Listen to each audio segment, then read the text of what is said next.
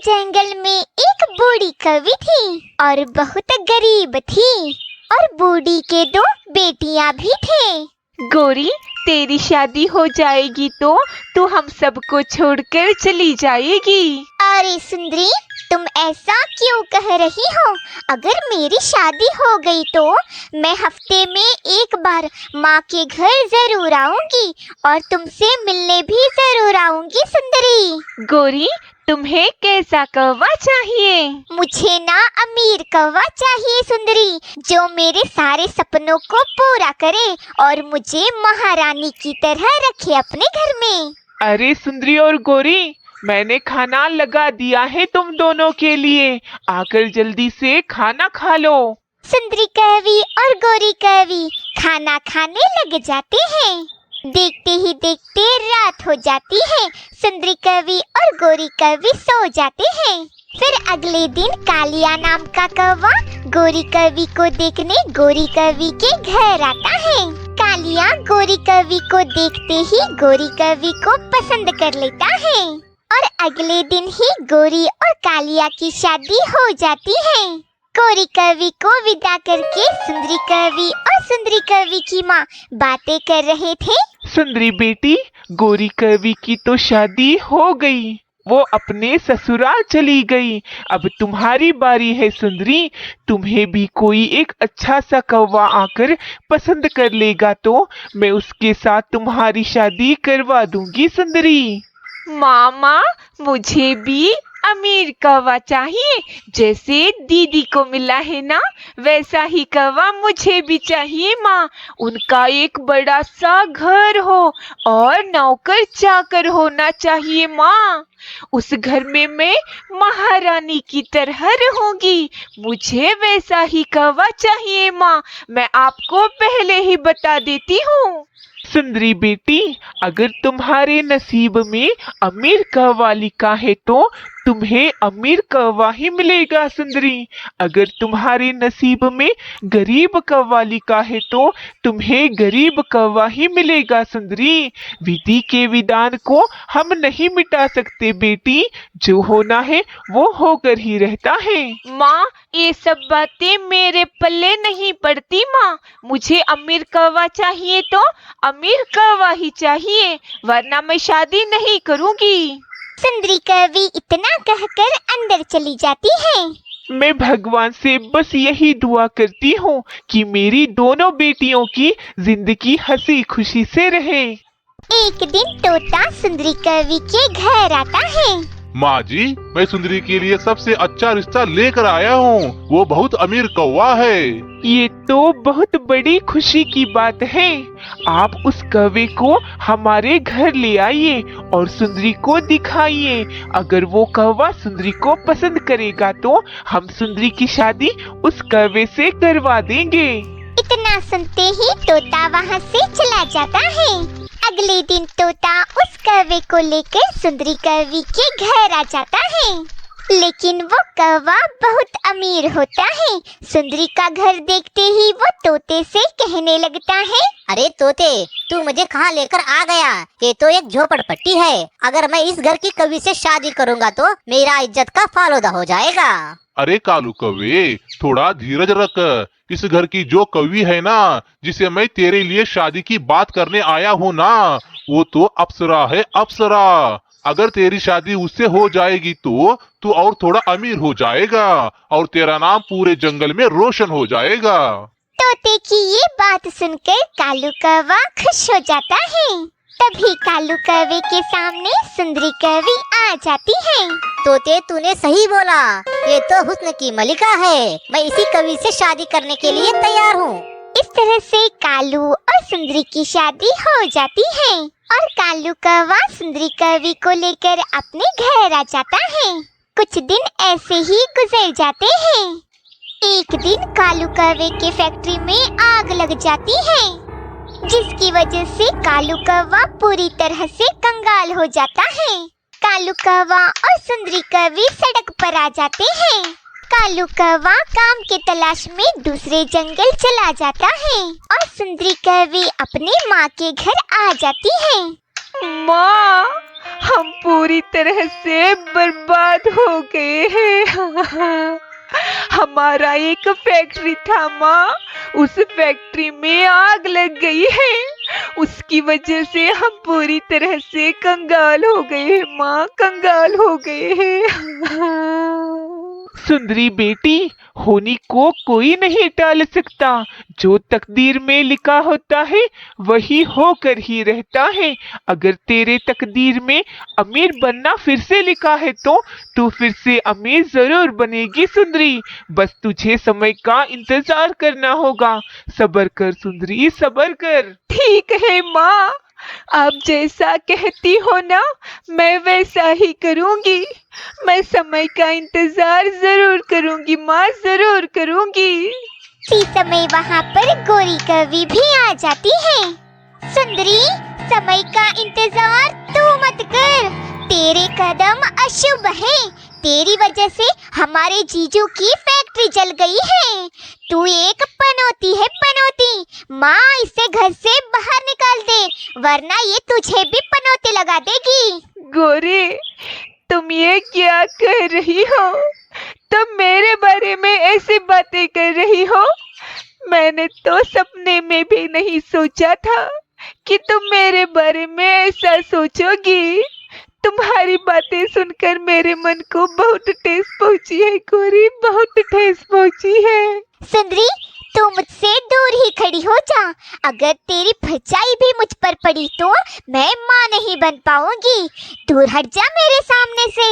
और माँ, इस सुंदरी को घर के सारे काम करवाना, इसे झाड़ू पोछा बर्तन साफ करवा माँ। ये सारे काम लगाना माँ इसे, ये इसी के लायक है। गोरी कवि के कड़वे कड़वे बातें सुनकर सुंदरी कवि रोती रोती अंदर चली जाती है। गोरी बेटी, अपनी बहन के बारे में तो इस तरह की बातें मत कर। कुछ समय उसका खराब आया है, आज नहीं तो कल सुधर ही जाएगा। तुम ना इस तरह से उससे बातें मत किया कर। माँ, मैं तुम्हारी कोई बात नहीं सुनूंगी।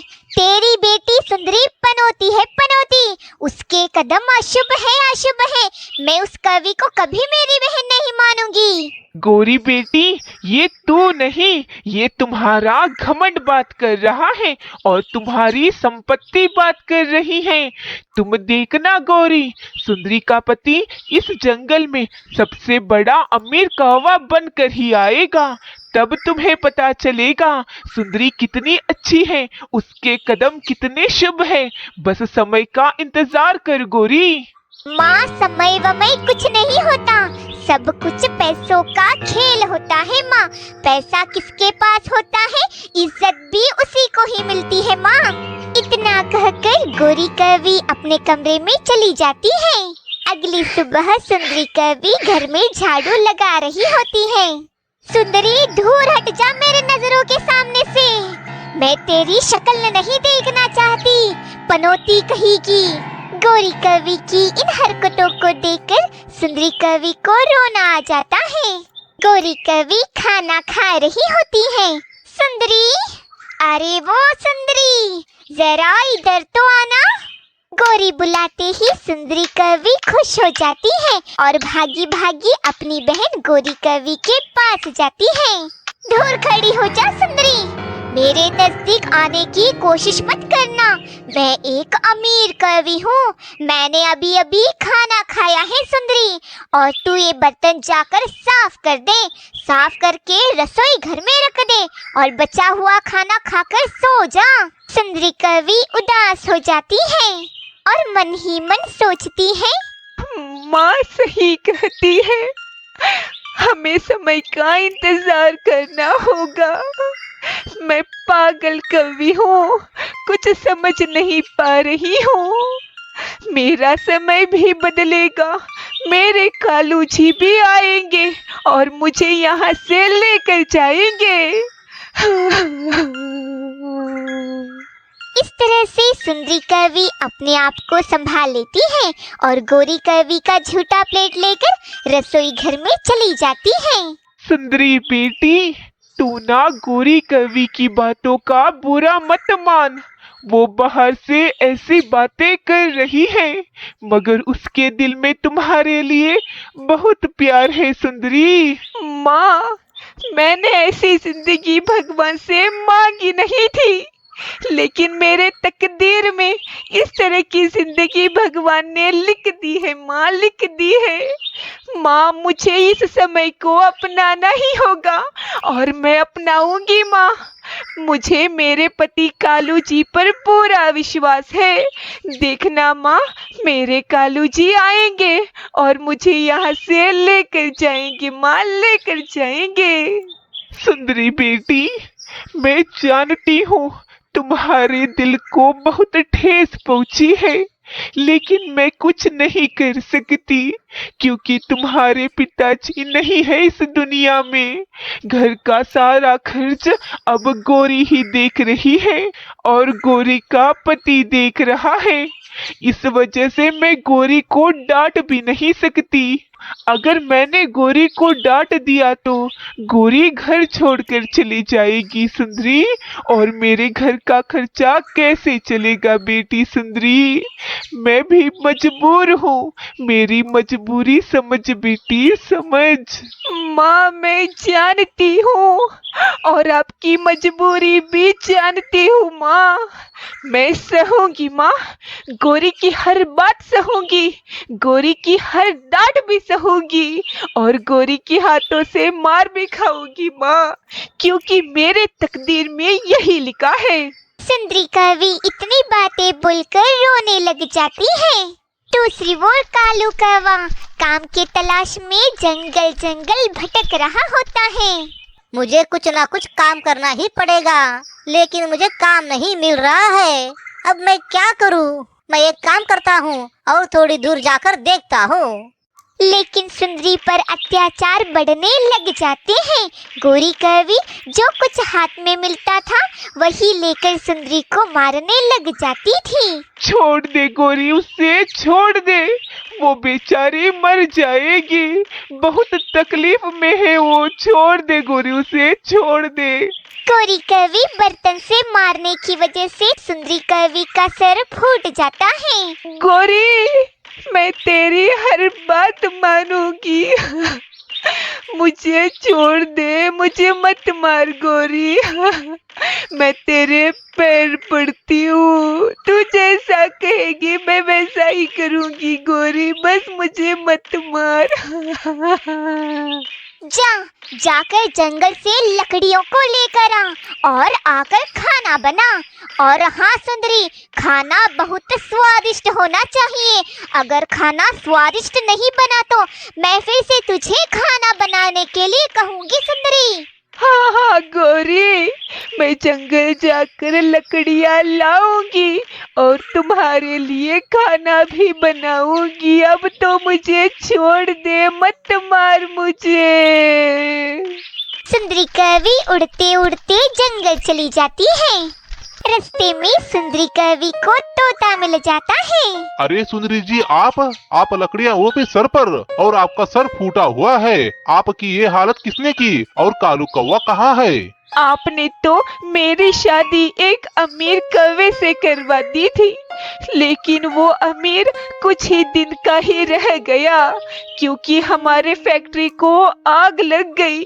उसकी वजह से हम कर्ज में डूब गए और मेरा पति कालू कौवा काम के सिलसिले में दूसरे जंगल चला गया और मैं अपनी माँ के घर चली आ गई।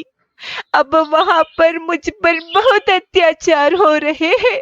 मैं आपको सारी बातें बता भी नहीं सकती। सुंदरी जी, जो आपकी फैक्ट्री को आग लगी थी ना, वो बात मुझे पता है, और मुझे ये भी पता है कि वो फैक्ट्री को आग किसने लगाई है, लेकिन मैं भी मजबूर हूँ, मैं आपको वो नाम नहीं बता सकता। आपको पता है हमारे फैक्ट्री में आग किसने लगाई है? बोलिए तोते जी, बोलिए, किसने लगाई है हमारे फैक्ट्री में आग? सुंदरी कवि बोलती रही, लेकिन तोता मौन हो गया था। वो बता नहीं सकता था कि फैक्ट्री में किसने आग लगाई है। तोते जी, मैं आपके पैर पड़ती हूँ, प्लीज ना बोल दीजिए। जिसने हमारे फैक्ट्री में आग लगाया है, आपको आपकी माँ की कसम। मुझे बताना तो नहीं चाहिए सुंदरी, लेकिन तुम मेरी माँ की कसम दे रही हो ना। मुझे मजबूरी में उन दोनों का नाम बोलना होगा तुम्हें। वो कोई और नहीं है सुंदरी, तुम्हारी बहन गौरी कवि और उसका पति कालिया है। नहीं, ये नहीं हो सकता। आप जो कह रहे हैं वो झूठ है, झूठ है। मेरी बहन गौरी ऐसा कभी नहीं कर सकती। मेरी बहन मुझसे बहुत प्यार करती है। नहीं सुंदरी, तुम जैसा सोच रही हो ना वैसा नहीं है। गौरी तुम पर जलती है। वो एक अमीर कवि से शादी कर चुकी थी और तुम उसकी बराबरी कर चुकी थी। उस वजह से उसे जलन महसूस होने लगी। एक दिन मौके का फायदा उठाकर तुम्हारी बहन तुम्हारी फैक्ट्री को आग लगाकर वहाँ से भाग गई है। मैंने मेरी आंखों से देखा है सुंदरी। जैसा तुम सोच रही हो ना, तुम्हारी बहन वैसी नहीं है। मुझे आपकी बातों पर विश्वास नहीं हो रहा है तोते जी। मेरी बहन मेरे साथ ऐसा कर चुकी है। मैंने तो सपने में भी नहीं सोचा था कि एक बहन ऐसा भी करती है। तोता इतना कहकर वहाँ से निकल जाता है। सुंदरी कवि उड़ते उड़ते अपने घर चली जाती है। सुंदरी को ये बात सताने लग जाती है कि मेरी बहन ऐसा कैसे कर सकती है। दूसरी ओर कालू कौवा उड़ते उड़ते थक जाता है। कालू कौवे को प्यास लगने के कारण कालू कौवा पानी पीने के लिए तालाब के पास जाता है। इस तालाब का पानी पीकर मैं आगे बढ़ता हूँ।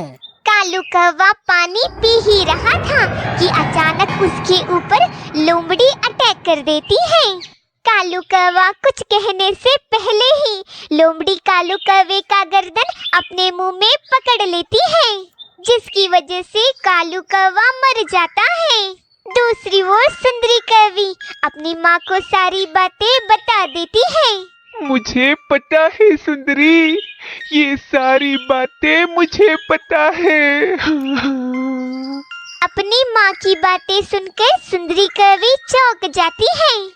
माँ, आपको ये सारी बातें पता है तो आपने मुझे बताया क्यों नहीं माँ, क्यों नहीं बताया?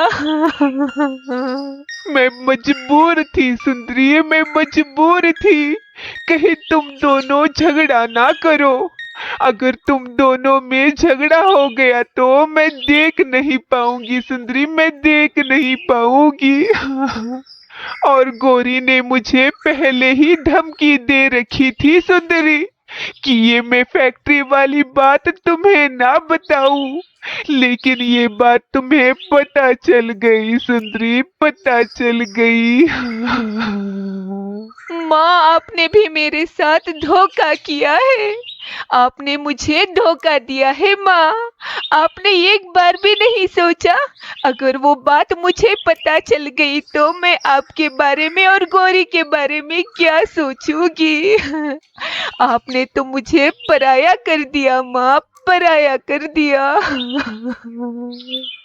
नहीं बेटी नहीं, मैंने तुझे पराया नहीं किया है। तू तो मेरी बेटी है। कहीं तू हम सबको छोड़कर चली ना जाए, इसीलिए मैंने तुझे ये सारी बातें छुपा कर रखी थी सुंदरी। प्लीज बेटा, हमें छोड़कर कहीं मत जा। तू मेरे साथ हमेशा के लिए यहीं रुक जा और तेरे पति को भी लेकर आ सुंदरी। माँ, इतना सारा कांड होने के बाद मैं यहाँ रुकूंगी? ये नहीं हो सकता माँ, ये नहीं हो सकता। मैंने तो इस घर को अपना घर माना था, लेकिन ये घर तो पराया निकला माँ, पराया निकला। नहीं माँ, अभी मैं इस घर में नहीं रुक सकती। मुझे जाना होगा कालू जी के पास। बेचारे मेरे कालू जी कितने तकलीफ सह रहे होंगे दूसरे जंगल में। मुझे उनके पास जाकर उनका हौसला बढ़ाना होगा माँ। अभी मैं चलती हूँ माँ, मैं चलती हूँ। सुंदरी कवि अपनी माँ को इतना कहकर वहाँ से चली जाती है और अपने पति के खोज में जंगल जंगल भटकने लग जाती है। गौरी, तुम्हारी वजह से ये हंसता खेलता परिवार तबाह होने के कगार पर आ गया है। इस सारे फसाद की जड़ तू है। निकल जा मेरे घर से बाहर और दोबारा मेरे घर आने की कोशिश भी मत करना। मैं समझूंगी मेरी बेटी गौरी मर गई। चली जा यहाँ से। माँ, उस सुंदरी ने तुम्हें सेंटीमेटिक डायलॉग मारे हैं, उसकी वजह से तुम मुझे घर से बाहर जाने की बात कर रही हो। माँ, सोच लो माँ, पेट भरने के लिए पैसों की सख्त जरूरत होती है। अगर पैसे ना हो तो भूखे ही मर जाते हैं। देख माँ, मैं एक बार चली गई तो दोबारा नहीं आऊंगी, सोच ले माँ।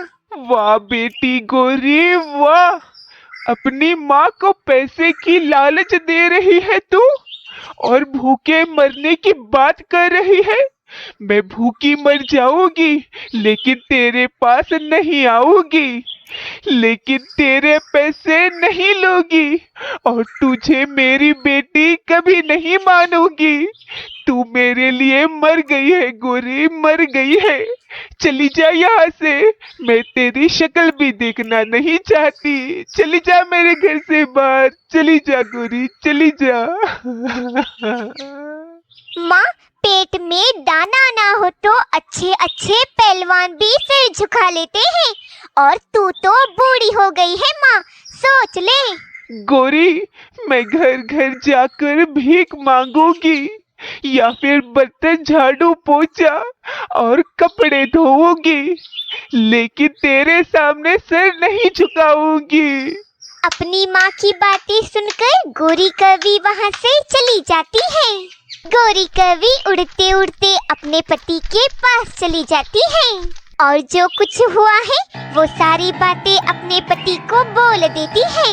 अरे इतना सारा कांड हो गया और तुमने मुझे बताया तक नहीं। और सुंदरी कहाँ है? और सुंदरी को ये बात किसने बताई? सुंदरी को ये बात किसने बताया वो मुझे पता नहीं है पति जी, लेकिन मेरी माँ ने सुंदरी को बोल दिया है कि ये बात मुझे पहले से ही पता था और सुंदरी यकीन कर बैठी है। अरे तुम्हारी माँ बोलने से कुछ भी फर्क नहीं पड़ेगा क्योंकि वो बूढ़ी है। बोल देंगे कि जंगल में बूढ़ी के कान सुनाई नहीं देते हैं। गौरी, हमें पहले सुंदरी को पकड़ना होगा। सुंदरी को पकड़कर हम क्या करेंगे पति जी? वो तो दूसरे जंगल चली गई। सुंदरी को पकड़कर हम उसे मार डालेंगे गौरी। अगर सुंदरी ने जंगल में किसी को ये बात बता दिया तो जंगल वाले हमें नहीं छोड़ेंगे, हमें मार डालेंगे सुंदरी, हमें मार डालेंगे। गौरी और गौरी का पति उड़ते उड़ते दूसरे जंगल जाते हैं और सुंदरी कवि को हर तरफ ढूंढने लग जाते हैं। दूसरी ओर सुंदरी कवि एक डाली पर बैठकर सोचने लगती है, मेरे कालू जी कहाँ हैं? वो मुझे क्यों नहीं मिल रहे हैं? मैं उन्हें ढूंढ ढूंढ कर थक गई हूँ।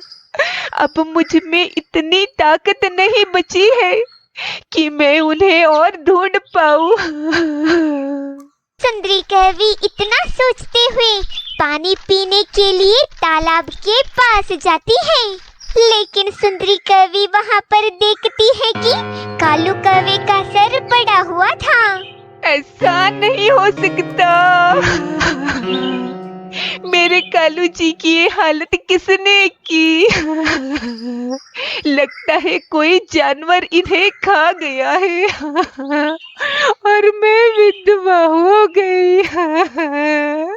ये भगवान, तूने मेरी तकदीर में और क्या क्या लिखा है वो भी बोल दे भगवान, बोल दे। सुंदरी कवि चीखती रही, चिल्लाती रही, लेकिन उसकी आवाज सुनने वाला वहाँ पर कोई नहीं था।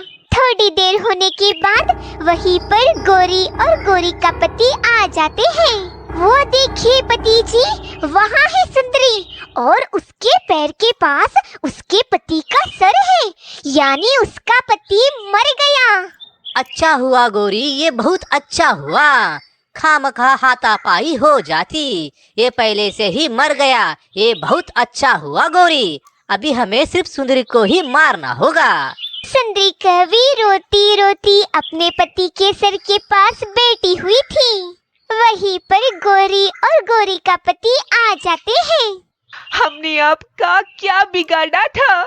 हमारी तो अभी अभी शादी हुई थी और आपने हमारी जिंदगी बर्बाद कर दी। आपको क्या मिला? बोलिए, आपको क्या मिला? हमारी जिंदगी बर्बाद करके आपको क्या मिला? सुंदरी, तुझे देखकर मुझे जलन महसूस होती थी। तुझे देखकर मेरा दिमाग घूम जाता था। तू ना हर चीज में मुझसे आगे थी, पढ़ाई में, लिखाई में, खेल कूद और सोच में भी, और माँ के प्यार में भी तू ही आगे थी। और जंगल में तेरे ही चर्चे होते रहते थे कि सुंदरी बहुत अच्छी है। उसी वजह से मैं तुझसे जलने लग गई। तुझे देखकर मुझे जलन महसूस होती है। मैं कब तुझसे बदला लूंगी यही सोचती रहती थी सुंदरी। लेकिन एक दिन मुझे मौका मिल गया और मैंने तुझसे बदला ले लिया सुंदरी, ले लिया। हा हा हा हा हा। वो मेरी बहना, मैं तुझसे प्यार करती थी और तू मुझसे जलती थी। मैं पागल कवि हूँ। गोरी, मुझे सिर्फ प्यार करना आता है। ये दुश्मनी चीज क्या होती है वो मुझे पता नहीं है गोरी। अभी मैं तुझे उतना ही प्यार करती हूँ गोरी। तू मेरी बहन है, लेकिन एक बहन इतनी बुरी हो सकती है, मैंने सपने में भी नहीं सोचा था। लेकिन तूने साबित कर दिया गोरी कि एक माँ से दो बहनें पैदा हो सकती है, लेकिन उनके विचार अलग अलग होते हैं। अब मेरे पति कालू जी इस दुनिया में नहीं रहे गोरी। अब मैं जीकर क्या करूंगी गोरी, क्या करूंगी? मुझे भी मार दे गोरी, मुझे भी मार दे। गोरी, अगर हम इसे जिंदा छोड़ देंगे तो ये ना जंगल जाकर सारी बातें सब पक्षियों को बता देगी। तुम ना इसे मार दो यहीं पर। फिर क्या था, गोरी कवि एक डंडे को लेकर सुंदरी के सर पर जोर से मार देती है और सुंदरी कवि वहीं मर जाती है। देखा ना दोस्तों, एक सुंदर सी सुंदरी की कहानी जो कितनी हंसी खुशी से रहा करती थी, लेकिन कुछ बुरे विचारों के कारण सुंदरी की जिंदगी बर्बाद हो गई और सुंदरी मर गई।